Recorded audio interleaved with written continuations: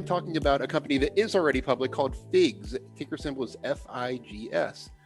This is a healthcare apparel company.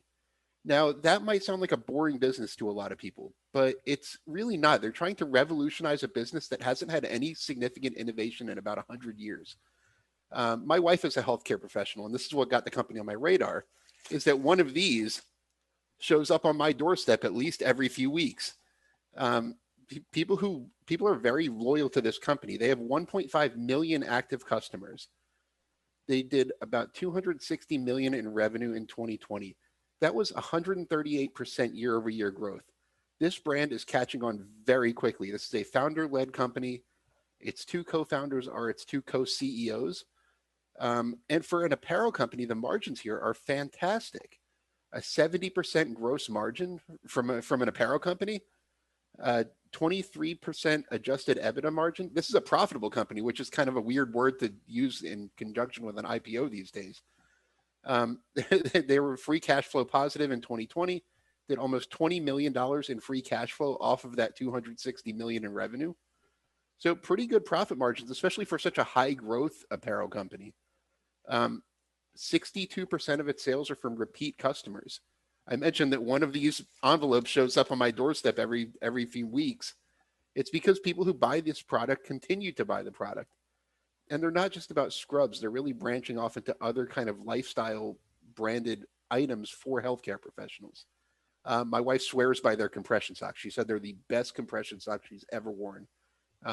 She works in an ICU nursing unit. And I don't know if you're familiar, those are 12-hour shifts. You're on your feet for a long time. So any apparel that can really kind of alleviate that, I don't want to be on my feet for 12 hours. I'm spoiled. I get to sit at a desk all day. I can't tell if Brian's standing right now or not, but I'm not. I stand. All right, Brian stands. I probably should. But it's a really impressive story. They went public about a month ago, very late May, at a share price of $22 a share. They've already almost doubled from that. They're at $44. You guys mentioned, or John mentioned that a lot of times IPOs will skyrocket on day one. This is one I missed the boat on. TD Ameritrade actually participated in this and offered me the IPO, and I said no at first because I didn't really get it. I didn't get the business till I started to dig into it, and a lot of people don't. This is a business. I cover real estate most of the time, and a lot of people don't get those because the businesses sound boring, and a scrubs company sounds boring to a lot of people. But the addressable market opportunity here is huge. Healthcare is a big business, big business. They commissioned the study and found that that in the U.S. alone, $12 billion with a B, of healthcare apparel is sold every year. Most of this comes from the legacy companies. Can you tell me the number 2 scrubs brand? Cintas? Right, and that's the point, is that the most healthcare apparel companies don't have brand recognition. Most make kind of a very generic product. Have you ever seen kind of a brand label on a pair of scrubs? If I have, I don't remember what it was. And that's kind of the point. They're really trying to disrupt a market that has not been disrupted in this century. So $12 billion market opportunity domestically, $70 billion globally. And healthcare it's a growing market too. Healthcare employment is expected to increase by about 15% over the next decade.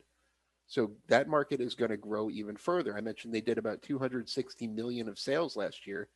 So that's just kind of scratching the surface of this opportunity. And given that 70% gross margin, there is a lot of money to be made here. They trade at a $7 billion market cap today. So not a cheap stock. That's about 27 times sales, which is a hefty multiple for an apparel company. But given the growth rate, like I said, more than doubled revenue in the past year, the loyal customer base, their customer count has roughly doubled over the past year. The loyalty, the frequency of purchases by their customer base, the market opportunity, and the fact that it's a profitable company and growing its profits rapidly really got me interested in this company. So this is one that's really on my radar. As I'd hope to get a little closer to the IPO price. I kind of feel like I missed the boat on that. The value investor in me wants a pullback.